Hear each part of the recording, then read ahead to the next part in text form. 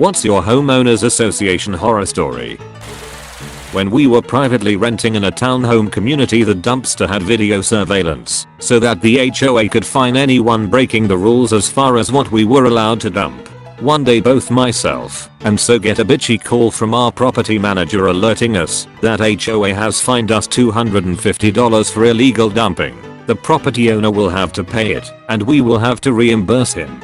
After racking our brains about what we could have possibly thrown out that wasn't allowed, we decided to call up the HOA to see if we could see the video. They would either transfer us to someone else that would hang up, or their hours would change to where no one would answer the phone, or they'd promise to get the video to us the next day, etc. This went on for about 2 weeks. Finally Miso got to see the video while I was at work. I texted him to find out what was on it, and he said the video was of a middle-aged Asian lady throwing out a bunch of furniture. It was the stupid property owner's freaking wife. I wanted to tear out a bunch of evergreen bushes that ran alongside my house. We tore them out and were debating on whether to burn them on site or put them in a burn pile that I knew about 10 miles or so away. I opted to just burn them right there. I have an open area next to my house that is about a 1 lot size. We put the bushes in the open, ran a garden hose out to the area in case it spread. Then I decided that I should get a burn permit. So I printed one off and took it to my fire station to be signed. I came back and put the burn permit on my steps and set the fire. The bushes were fairly green, so they didn't want to burn aside from the initial flame up. I needed some accelerant. So I ran to the dollar store and grabbed some cheap lighter fluid. Came back and my buddy tells me that some HOA dick came by and told us that we couldn't burn things. He said that he didn't care and was calling the fire department. About then, I hear the fire trucks getting closer. HOA dick pulls up to see what transpires between me and the fire department. Fire truck pulls up, sees us doing everything right. They turn off the lights and sirens and waved at us. HOA peels out and leaves. We all laugh. I'm doing a giveaway of 4 $25 Amazon gift cards when I reach 1500 subscribers. Like and subscribe to participate. Not an HOA, but an obnoxious neighbor we had growing up. We had a long backyard that bordered on the back line of several other people's yard. This one guy was a real piece of work and complained about everything. The big things I remember: my younger brother had a camping themed birthday party and my dad made a small fire for us all to roast s'mores, like 4 logs, about 100 yards from any structure or property line. Neighbor called the fire department to report an illegal fire. The fire department shows up and has to drive around the block 3 times before they even get a whiff of smoke. Firefighters come to the backyard, tell my family they're not doing anything wrong and doing everything right as well, and shares a birthday s'more while the neighbor glares from his backyard. Part of our property included a dry stormwater detention pond, kinda like this. My dad would mow the grass and spray in a baseball diamond. We'd put our soccer nets down there and it was the only sledding hill in the neighborhood. The neighbor starts complaining to the EPA that my dad was disrupting the natural wetlands habitat of a man-made retention basin in a 10-year-old subdivision.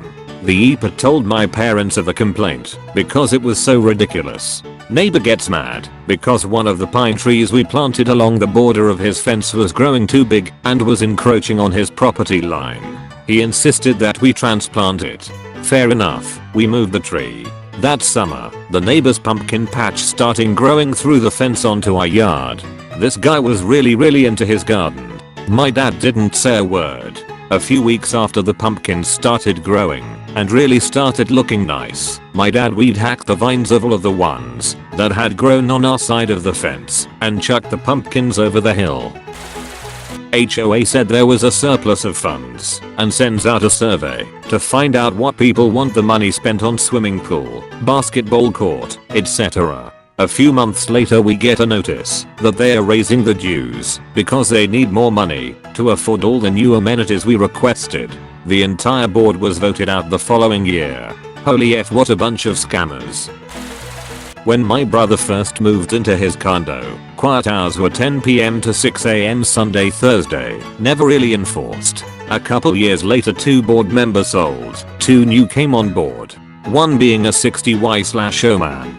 Quiet hours are now 8 PM to 6 AM Sunday Thursday, 10 to 6 Friday Saturday. The 60Y/O guy will knock on your door if he thinks you are too loud. It's a very young metro neighborhood, loft complex. The old guy came to his door to complain a couple weeks ago BC he thought the pizza delivery guy was too loud. I'm Airbnb-ing at a condo right now in a huge ski resort town. First walk out the door this morning to go skiing, and we are walking down the steps when this old guy opens the door and starts screaming at us for walking too loudly at noon. Not me but my sister, her front door broke because some delivery people effed up and she had it replaced. Apparently it was the wrong color according to the HOA, and she would be fined $500 a week unless it's corrected or removed, because it's totally fine to not have a front door in LA. Another is from a sweet old lady that invited me in for tea and cookies. When I was house hunting the HOA there was $285 a month, below average for Sokol, and she told me that while she didn't mind the committee so much, she wasn't happy when 2 of her potted plants were shattered by kids playing ball around her house, and the HOA wanted to fine her $65 a day until she has them removed from her front yard. I ended up buying a home without HOA. How much do you have to suck at deliveries that you break the effing door? Our HOA hired a management company to run the day-to-day business. What that meant was a guy would ride around taking pictures of petty bullshit and mailing violations to homeowners. I had so many quarrels over nothing. Well, it turns out the HOA didn't have any teeth behind the violations since the bylaws didn't allow fines. Somebody came up with the bright idea to start imposing fines to ensure compliance. That is when I ran for and won the vice presidency of the board. Another gentleman who was fed up with this crap ran and won as well. We didn't have the power to dissolve the HOA, but we decided the next best thing was to paralyze it. Without us in attendance, the board could never reach quorum to conduct business. And they never did. A true hero. When we moved in we got permission to build a fence. They said cedar treated pine was fine. Well, a neighbor didn't like that and called HOA. We got an email shortly thereafter from HOA Prees that there were some concerns about our wood. So he came by real quick to give it a good sniff to see if it was, in fact, not cedar. He is now king fence sniffer. My brother lives in a neighborhood with a very strict HOA. His neighbor, 27-year-old woman, passed away in a tragic accident leaving behind her husband and 3 children. HOA fined the family because the people visiting the family for the funeral couldn't all fit in the driveway, so some parked on the side of the street. I think I've posted this before, but I'm still fuming over it years later, so here goes. I went away for a long weekend and left after work on Thursday. Late Friday afternoon, my water heater burst in the attic of a 3-story home and flooded my entire townhouse. When my neighbor got home from work he saw gallons of water running from underneath my garage door. When he realized I wasn't home, he tried to find my phone number, and when he couldn't, he called the HOA to notify me. The lady that answered said that since it was after business hours, it was 5:01 at this point, the matter would have to wait until Monday. My wonderful neighbor ended up calling the non-emergent police line, and they came and shut my water off from the street. When I got home Sunday morning, my entire house was damaged and I could see my attic from my basement. After a massive panic attack and a frantic call to my insurance company, we started the process of repairs. The cherry on top was that I needed to have a dumpster placed in my driveway and a moving pod to remove what was left of my furniture while they began drying out the house, and I got a visit from the HOA. They didn't like how unsightly my home had become and wanted these items removed from my driveway. I essentially told them that they could take their complaints and go F themselves with them. I got a little revenge too because I stopped paying their stupid fee since they couldn't find me before 6 months and I was moving in less than 5 months. I'll never own another home with a HOA ever again. F's.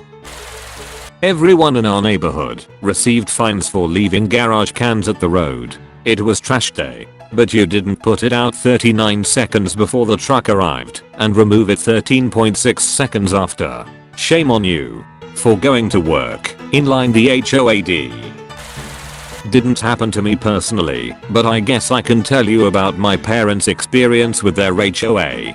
Dad retired and decided that he really wanted to buy a camper and travel. Mom was all about it, both of them very excited. So dad runs off and trades his F-150 truck for a F-250 with a biggest diesel V8, buys a gooseneck camper, and waits for spring. Camper in the backyard, truck in the garage, no big deal. Not long after he gets a visit from a lady. She's got a list of rules from the HOA that was established long after my parents had built their house, something like 15 years later when the subdivision really took off, saying that dad couldn't have the camper on his property because it was an eyesore. Mind you, this camper is in the backyard, behind a 6-foot privacy fence. You could still see it, sure, but it's not like it was old and in disrepair either. So here's my retired parents living in a subdivision that has an HOA that was established long after they built their home, and the HOA is expecting them to abide by rules they didn't agree to. He never moved the camper. When I was a kid, I lived in one of the 2 front rooms of the house, which were the hottest in the summer and the coldest in the winter. My dad didn't like to use the AC, so we all just had fans. One summer it got so unbearably hot in my room that fans just weren't cutting it, and I was miserable. My dad then put an AC unit in my window, and it was awesome. But it was short-lived, because the HOA told us to take it down, because it was an eyesore. My parents told them it was for their child, but they didn't care, so my parents had to take it down. The kicker is that, just down the street, a guy who had the exact same model house as us had an AC unit installed in the same exact window as the one we had it in, and the HOA never said a word to him. They sent us a series of nasty notices to remove the dead tree in our front yard. The tree had lost all of its leaves, and it was unsightly, apparently. The catch is that they sent us this notice in November. You know, like, fall. When perfectly healthy trees lose their leaves. We pretended we didn't understand which tree they were talking about until spring, when the tree magically came back to life. We are also going to fine you for leaving all that strange white stuff in your yard in the winter. You have a message from the crazy HOA man. Like and subscribe to not have to deal with me.